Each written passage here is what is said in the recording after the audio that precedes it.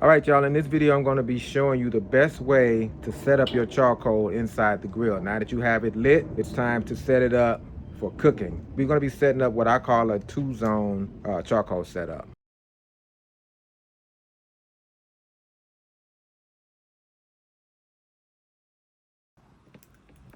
All right, so my charcoal is ready to go. And now what I need to do is carefully grab the handle of my charcoal chimney. And we're just gonna pour it in here, but we're gonna pour it in here in a certain way. Like I said, we're not gonna cover the whole bottom of this thing because we wanna set up a safe zone and a hot zone. So I'm gonna carefully pour all my charcoal on one side of the grill, just like that.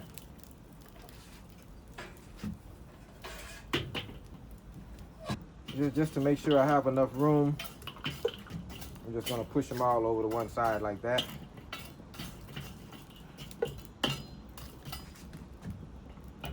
Then I'll put my top grate on very carefully.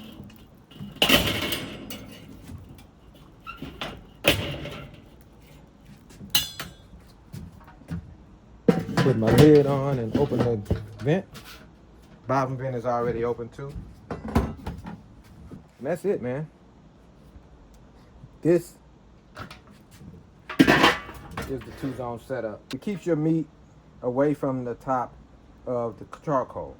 Anytime your meat is on top of the charcoal, it's cooking very fast and extremely hot. And this is where people tend to burn their meat at, right here.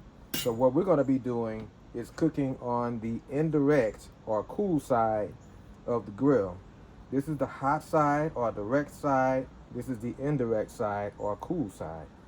So that is where we're gonna be putting our meat, right there. And that's pretty much it, man. I mean, that's the way I cook 99% of everything I do, whether I'm smoking or grilling. The two-zone setup is probably one of the fastest ways you're going to improve on the grill.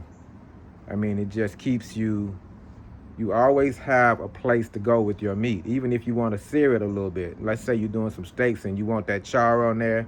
You can move it over the top of those flames for a few seconds, move it right back to the cool side. But most of the time, you're just gonna be rocking and rolling right on the cool side of the grill. You're never gonna have to move it to the hot side. And to prove it, we're gonna throw some thighs on the grill in the next video. When it's ready, you'll see it right there.